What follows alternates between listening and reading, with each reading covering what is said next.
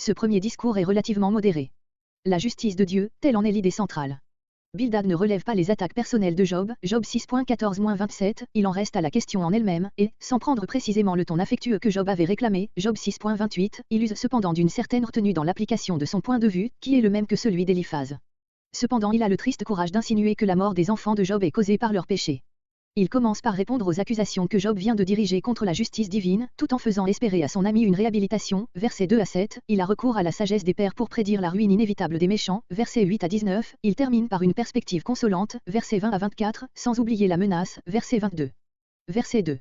Ce langage, les reproches que Job vient d'adresser à Dieu. Job 7.11-21. Verset 4. Si tes fils. Bildad n'affirme pas, il suppose le cas où les fils de Job auraient péché. Mais on voit bien qu'il pense qu'il en a été réellement ainsi. Il les a livrés. Les fautes ont un pouvoir, auquel à un moment donné Dieu livre leurs auteurs. La pensée est vraie, Romains 1.24, Jean 8.34, mais l'application de cette vérité est fausse. Dieu est juste, mais les événements de la vie ne sont pas toujours le fait de la justice rétributive de Dieu, Jean 9.13, Luc 13.4-5. Le lecteur, qui a lu le prologue, comprend cela. Mais ce qu'il y a précisément de tragique dans notre drame, c'est que les acteurs, Job et ses amis, ignorent ce qui s'est passé entre Dieu et Satan et qui expliquerait tout. Verset 5.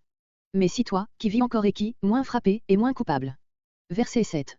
Ta fin, toute la suite de ta vie. En proportion de la prospérité qui t'attend, ton bonheur d'autrefois paraîtra peu de choses.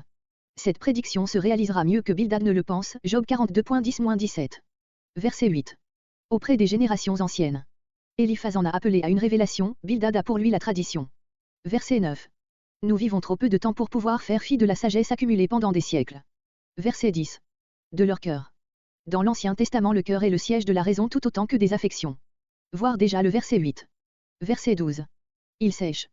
Toute cette luxuriante végétation aquatique est la première à périr quand l'eau vient à manquer. Ainsi ceux qui oublient Dieu peuvent prospérer un temps, mais c'est là une vie sans consistance. Verset 14. Une toile d'araignée, littéralement, une maison d'araignée.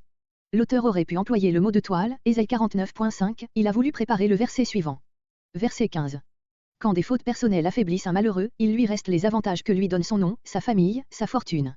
Mais cela même ne le sauve pas toujours. Verset 16. Il peut pendant un certain temps prospérer admirablement. Verset 17. Il pénètre jusqu'au roc, littéralement, il voit la demeure des pierres. Verset 18. Mais il peut être arraché comme un autre et alors c'est pour jamais. Elle le renie et dit. Même personnification que Job 7.10. Verset 19. Telle est la joie de sa vie, littéralement, de sa route. Ironique. Peut-on vraiment parler d'un joyeux voyage à propos d'une vie qui se termine ainsi, après avoir été peut-être un objet d'envie pour plusieurs? D'autres germeront. Cette plante ne fera pas même un vide, il se trouve immédiatement, d'autres plantes qui croissent à sa place. Verset 20. Versets 20 à 22.